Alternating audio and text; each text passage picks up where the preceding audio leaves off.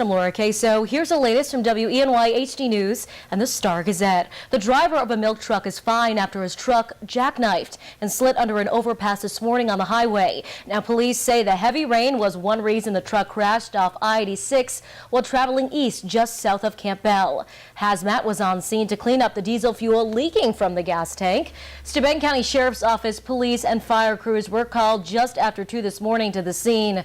The truck crossed into the median where it slid on the grass and came to a stop just under the 415 overpass. Now, the driver was not hurt and no other cars were involved. Now to disturbing news of a Western New York man holding a Florida woman hostage in his home as a sex slave. The Star Gazette reports the woman was kidnapped back in April. According to court documents, the man behind it is 19-year-old Brandon Todd of Naples, New York. He kidnapped the woman on a bus trip from Florida to San Diego. Well, that's when he began sexually assaulting her. Todd forced the victim back to his grandparents' house in Ontario County. He held her captive for more than a month. In a strange twist, Todd began calling and working with the FBI in late April, telling them over the phone he was involved with a human trafficking ring. Well, on May 12th, the victim faked an asthma attack. Todd brought her to Ira Davenport Hospital in Bath, where she pled with staff not to release her. Todd was arrested on July 10th, and he's in jail, charged with federal kidnapping. 2 people in Tompkins County are recovering after a fox attacked them Monday. And this morning, police want you to stay on the lookout for the potential rabid fox. According to the Ithaca Journal, one person was attacked on Wilkins Road, another on Du Bois Road. A fox was also later seen on Hanging Post Road. Police are still trying to find the fox. The Tompkins County Health Department recommends residents use caution when going outside in the area.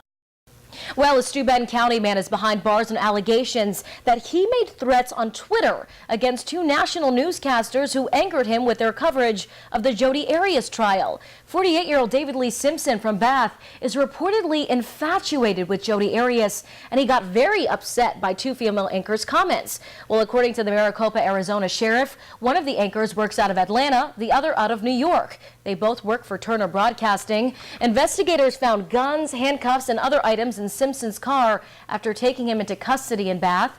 He's now charged with 3 counts of computer tampering and 2 counts of stalking. Now, earlier this year, a Maricopa County jury convicted Arias of murder in the death of her boyfriend, Travis Alexander, but the jury later deadlocked at the sentencing phase of her trial.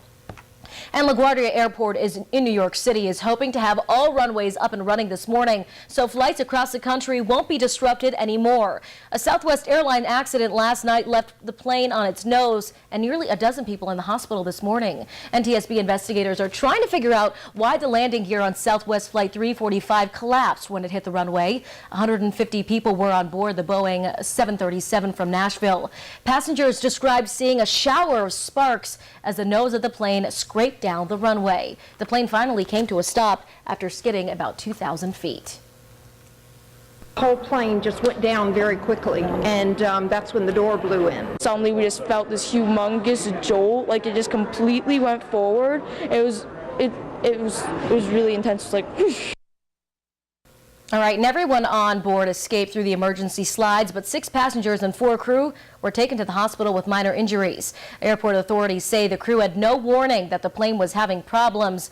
LaGuardia was shut down for 2 hours last night, canceling flights across the country. For the latest news, weather, and sports, be sure to watch WENY HD News at 5:30, 6, and 11. And don't forget to pick up a copy of today's Star Gazette. I'm Laura Queso. Have a wonderful day.